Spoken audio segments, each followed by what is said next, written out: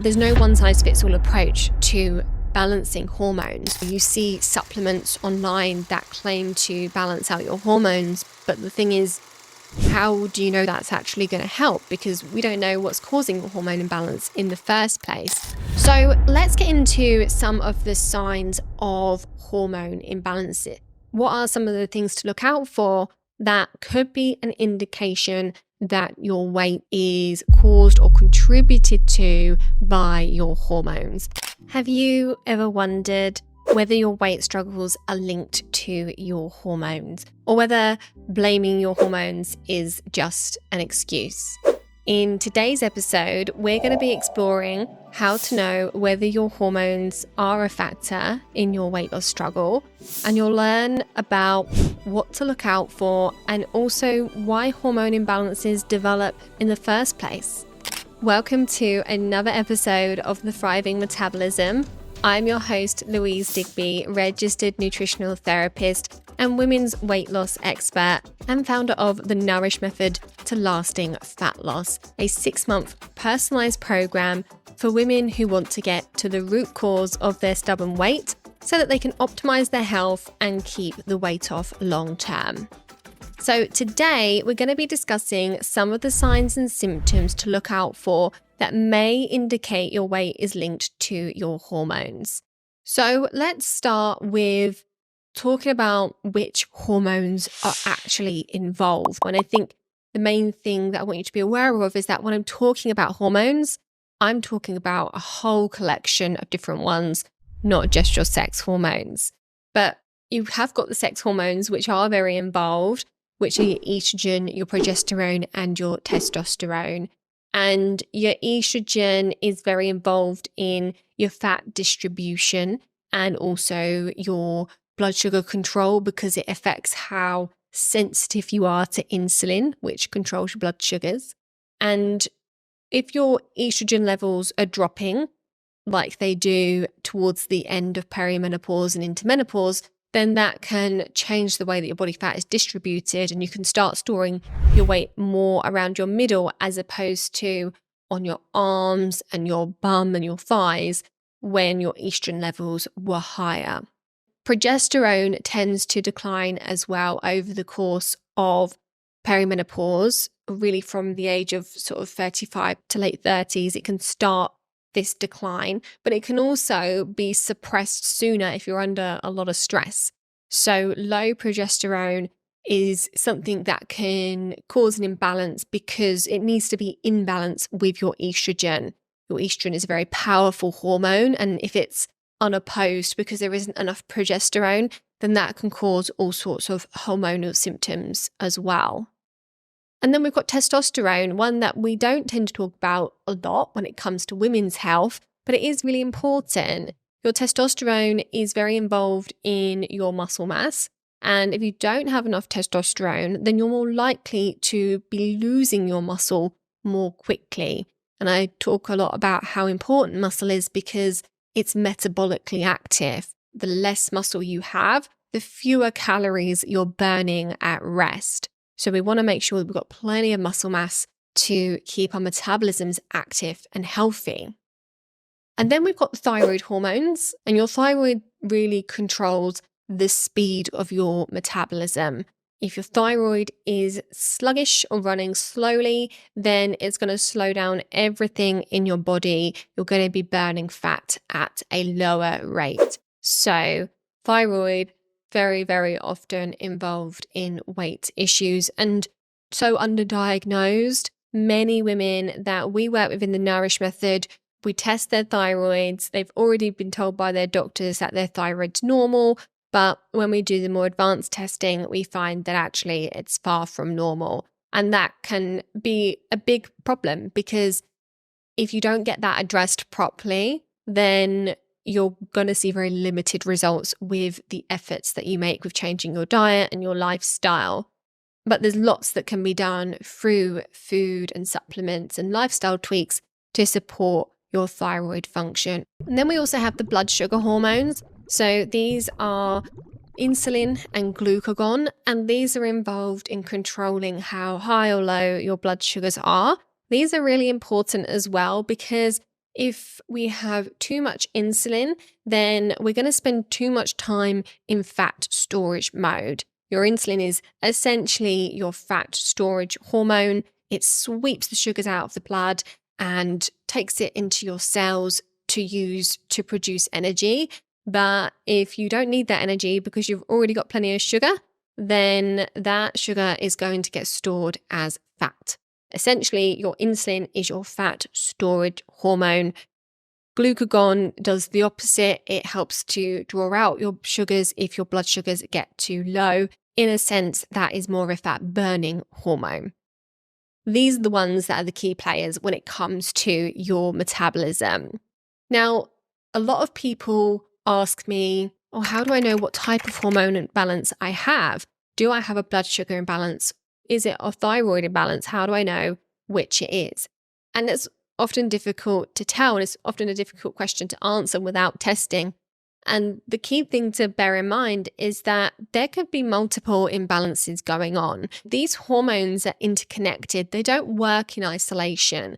A good example is the way that stress hormones impact all your other hormones, particularly your sex hormones. So when you're under a lot of stress, which could be emotional stress, the typical sort of stress that we might think about, but it could also be physical stress. It could be under eating or over exercising or lack of sleep or pain. So physical stress is something that can raise your stress hormones as well as the emotional and psychological stress. Whatever the type of stress, it raises your cortisol levels. And that is very disruptive to your sex hormones because your body has to choose where it directs its resources. And if you're under a lot of stress, it's much more important for your body to be able to respond to stress than it is to be able to reproduce. So your body is going to direct your resources towards making stress hormones rather than making sex hormones. And you might be thinking, what does that mean? Why is it important for my body to be able to respond to stress? Well, the stress that we would have evolved with when we were cavemen would have been running from something that wanted to eat us or surviving a famine. They were really likely the two main sources of stress. And our bodies haven't changed. That is still the response that we have to stress is still the same as the response we would have to being chased by something that wants to eat us or having to survive a famine.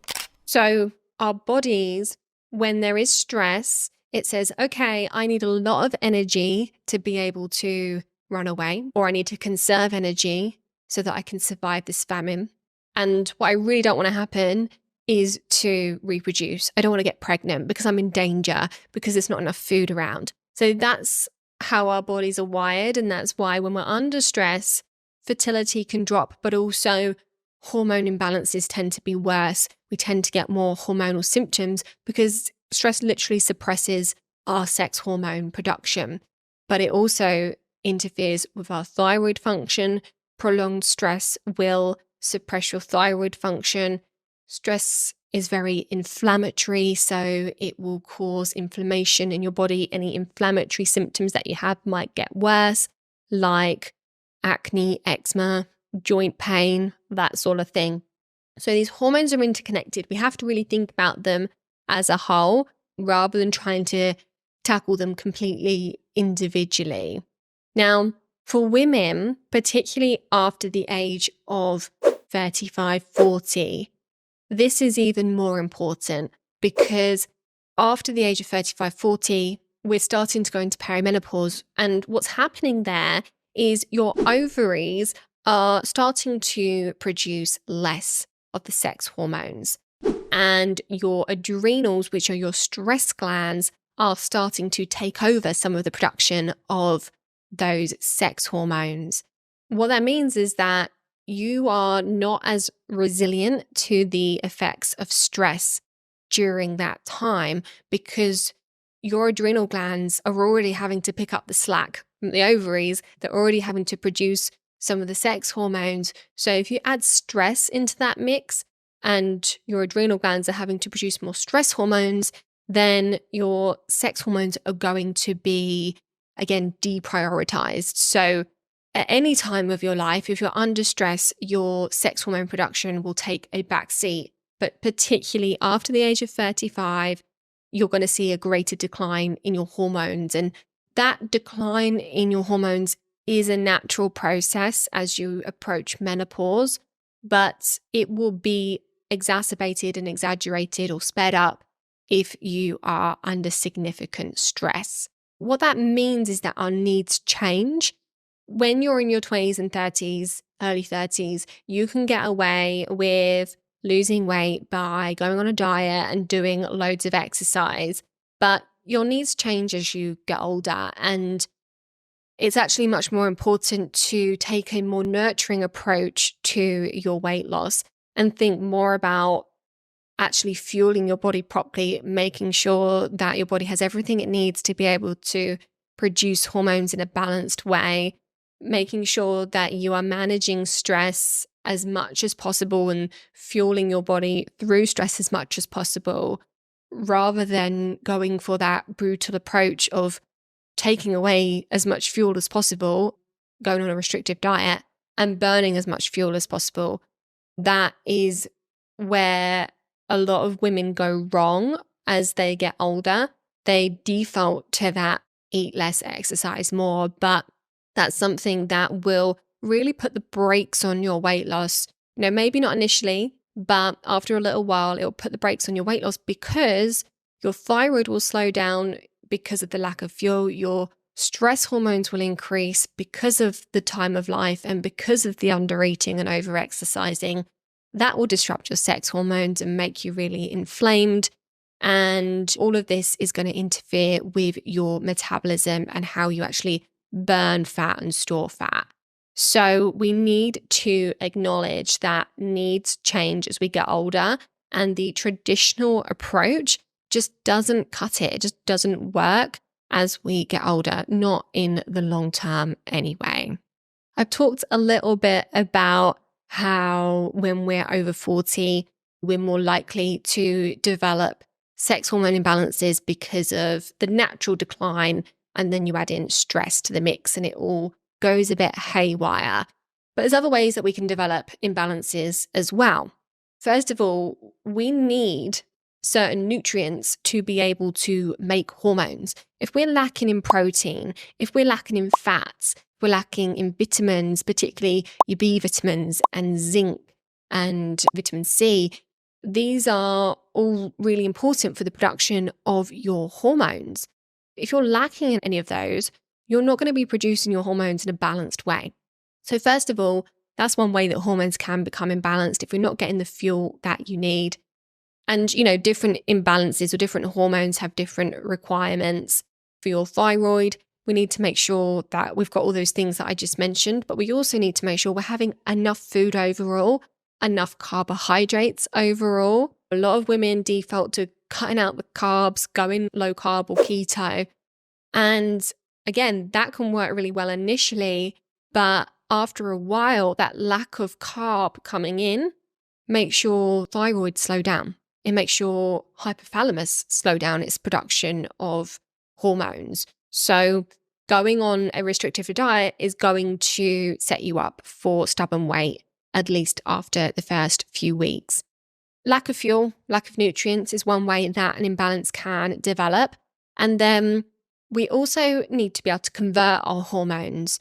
Now, we don't always make our hormones in the form that we need them in. Sometimes we make them and then we have to alter them or convert them. And a good example of this is thyroid. So one of the main hormones that we produce is called T4. And T4 is the main hormone that the thyroid produces. But T4 is actually not a super active hormone. We have to convert it into T3, which is a really active thyroid hormone. And in order for that process to happen, we need to have certain nutrients. Again, zinc, really important. Selenium is really important. And things like stress and also gut issues, liver dysfunction, they're all things that can impair the conversion of T4 to T3. We need to have the nutrients and also the environment for us to be able to convert our hormones. And whilst we're talking about the thyroid, it's worth me mentioning that when you take levothyroxine, which is the standard medication for if you have underactive thyroid, a lot of us take it, the doctors test your T4 levels and say, yeah, great, your levels are where we would expect them to be for someone on medication. But you may still be experiencing thyroid symptoms. And the reason for that is because the medication you're taking, you've still got to convert it into T3.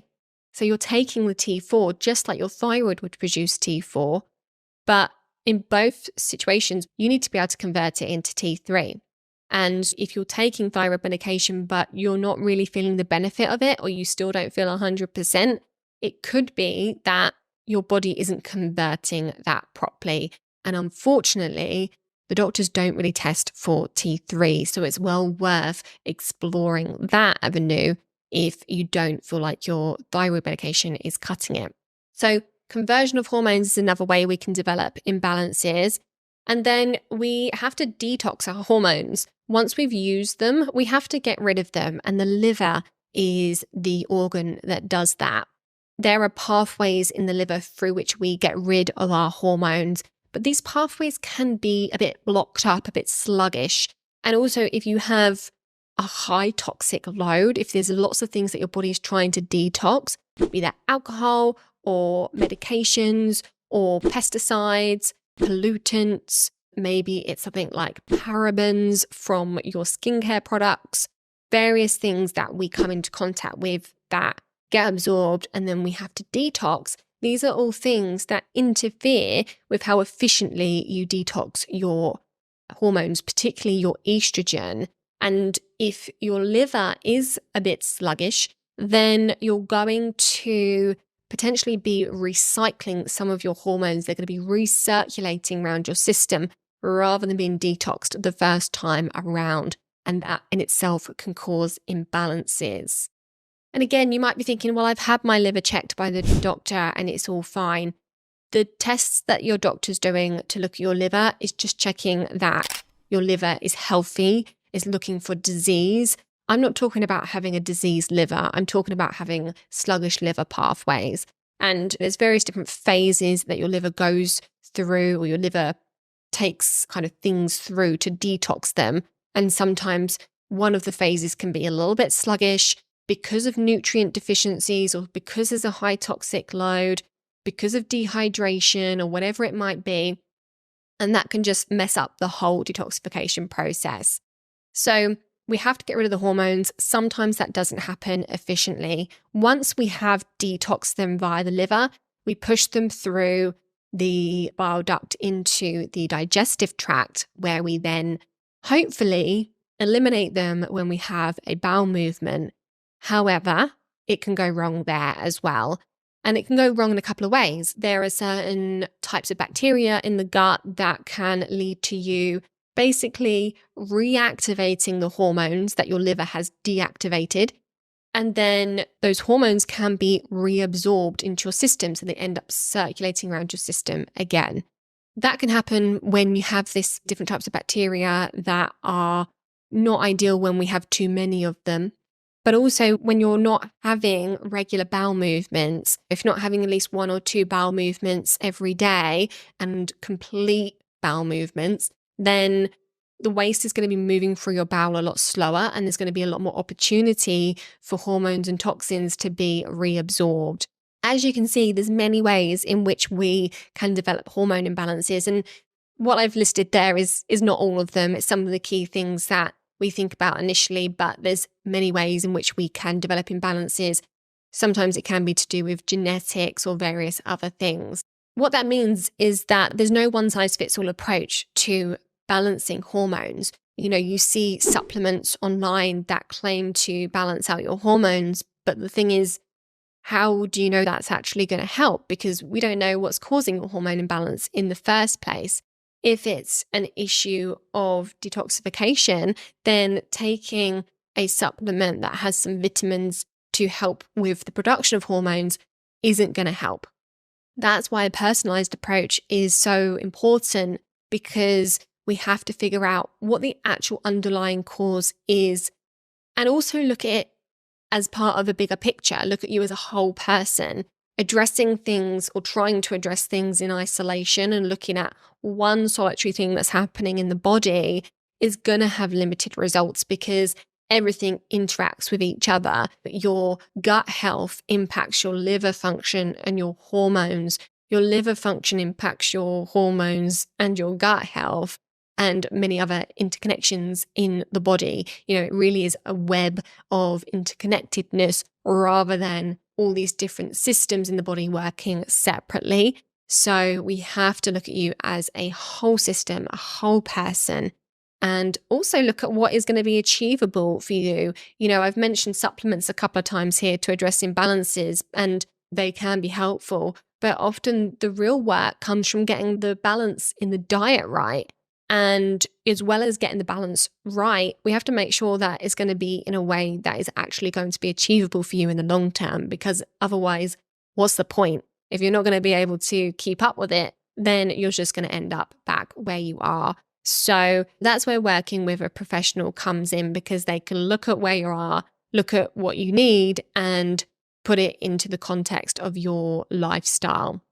So let's get into some of the signs of hormone imbalances.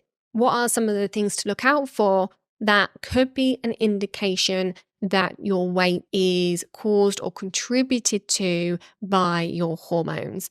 One of the first things to look out for is belly fat. As I said earlier, as your hormones shift, particularly as your estrogen declines, you're more likely to start storing fat around your middle as opposed to on your arms and bum and thighs. It could be that you start storing fat on your tummy as well as those other areas, or it could be that it really shifts to your tummy away from those areas. A classic sign of insulin resistance can be like really skinny arms and legs, but quite a lot of weight around the middle.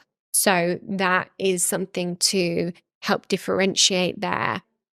And if you're finding that you are able to lose weight from elsewhere on your body, but it just will not shift from your tummy, that is a strong sign that it could be to do with your stress levels, potentially to do with your insulin levels as well. Both of those can be linked to your tummy fat. But remember, all these hormones are interlinked, and stress pushes down estrogen. So it could be low estrogen that's contributing to that as well. Fatigue is a real key symptom to look out for. That's a real strong sign that there's something going on with your thyroid. Now, obviously, lots of things can cause fatigue, including a simple vitamin D deficiency. So it's not to say that if you've got fatigue, then you definitely have a hormonal imbalance.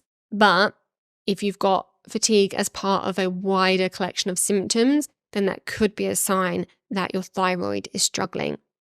Things like dry skin, dry hair, dry nails, or brittle hair and nails. If you feel like your skin gets quite dehydrated, if you have lines that appear on your face as the day goes on, but they weren't there in the morning, then that can be a sign of quite dehydrated skin. And often skin loses a lot of hydration when estrogen levels drop. And often for women, when they start seeing the fine lines and wrinkles setting in, that is often when their estrogen is starting to decline. Something else to look out for is some just classic hormone symptoms. Things like loss of libido, changes in your menstrual cycle, having mood swings, lots of cravings, energy slumps, the types of things that you might experience before your period or during your period. If those symptoms are getting worse, if your PMS is getting worse before your period, or if you're experiencing them at other times of the month, or if you're finding that actually maybe you only have one good week a month where you don't have any symptoms, then that's a very strong sign that your hormones need some TLC. Feeling like you've got strong cravings and kind of an insatiable appetite can be a sign of imbalance as well, particularly in your blood sugar hormones or your hunger hormones. And again, when your estrogen levels start to drop, it can interfere with your hunger hormones to a certain extent. So that could be a sign of hormone changes as well. Body temperature changes are a key sign as well. Things like hot flushes and night sweats are a really classic sign of low estrogen, but also fluctuating hormone levels. So more likely to see those in the later stages of perimenopause and during menopause. And then you also want to look out for digestive issues. Bloating and digestive discomfort can be not necessarily a sign of hormonal imbalances, but can certainly be something that can contribute to hormone issues, particularly like I was talking about with how your body detoxes your hormones, but also we do all our absorption in the gut. So if you're not absorbing properly, which often goes hand in hand with issues like bloating and heartburn, then that is going to contribute to imbalanced hormones because of the lack of fuel or nutrients coming in. And issues like cortisol, if you've got raised cortisol, often that can be experienced in your gut. If you are prone to diarrhea or just alternating bowel movements in terms of maybe sometimes you're constipated, sometimes you've got diarrhea, that could be a sign of cortisol being too high. And then lastly, a classic sign of hormones being a factor in your weight is if your weight is really stubborn. Despite being quite disciplined, eating well, staying active, if you feel like you're doing all the right things, but you're not seeing progress, then the likelihood is there's more going on than just you overeating or miscalculating your calories or not doing intense enough workouts. There's a lot more going on, and hopefully you can tell from this episode that there's many different things that could be contributing to your stubborn weight. Hopefully you know what to look out for now, but just bear in mind that everyone is different. Everyone has a different collection of imbalances. Everyone has a different medical history, and no one experience is the same. Even though there are some classic signs, particularly when it comes to things like menopause, we've got those list of symptoms to look out for, like hot flushes and night sweats and dryness and all that sort of thing. But that's not how every woman experiences menopause. And it's the same for stubborn weight and your hormones being involved in your weight. It looks different for everyone. And so if you don't fit the list of symptoms that I've mentioned here, but you still suspect that there could be something going on with your hormones, listen to your intuition because you know you best. And if you feel like you're doing all the right things, but you're not seeing progress, then trust yourself that you're right in that your hormones are potentially the area that need the attention. And even if it's not your hormones directly, there's likely other imbalances going on that can contribute to stubborn weight, like imbalances in the gut bacteria, inflammation, intolerances, nutritional deficiencies, or various other things like that, sluggish liver pathways. There's lots of things that can contribute, and it's about taking a different approach to just eating less and exercising more and listening to your body and taking the steps required to give your body what it needs. So start listening to your body and making sure that you're focusing on putting stuff in, giving your body nourishing stuff, good stuff, doing some self-care, prioritizing sleep, managing stress as much as you can. I guarantee you'll see better results taking that approach than you will by looking for the next trendy diet. If you feel like you need some more targeted advice when it comes to your weight loss journey and achieving your weight loss goals, then we work with women inside our 6-month program, The Nourish Method, where we run tests to identify what's going on, what the imbalances are, why the imbalances are there.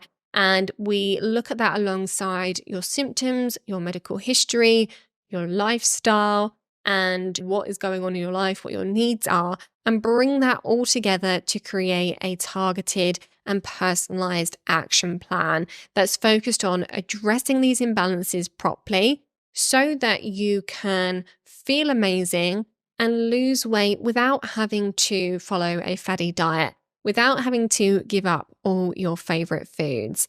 And when you take an approach that is focused on your underlying health and well-being and is all about optimizing your health, the weight loss is a happy side effect. It comes as a result of addressing those issues, and that means it's sustainable and also an enjoyable process, and also sets you up for a long and healthy life. It's all well and good living a long time, but we want to make sure we're healthy and we're able to enjoy those later years. And so that's always at the forefront of our minds when we are working with people and trying to optimize their nutrition and their health.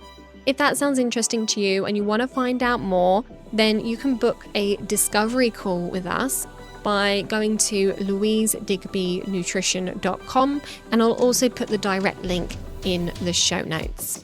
Thank you so much for joining me today. I hope you've enjoyed this episode. And just a reminder about the contest that I mentioned last week. If you would like the opportunity to come onto the podcast and either share your experience, perhaps you've been through a weight loss or health transformation and you want to share your experience to inspire others, or maybe you're someone who feels that they need guidance and you'd like to come onto the podcast and be coached and guided by me, then you can apply to do that. Is simply by going to iTunes, leaving a review about how this podcast has impacted your weight loss journey so far. And then once you've done that, just take a little screenshot of it and send it to me either on Instagram, Facebook, or by email. You can email Louise at louisedigbynutrition.com. And then the contest is open for until mid-February. So make sure you get your entries in, and I'll look forward to chatting with you, hopefully, on the podcast. Thanks again. Have a wonderful day, and I'll see you next time.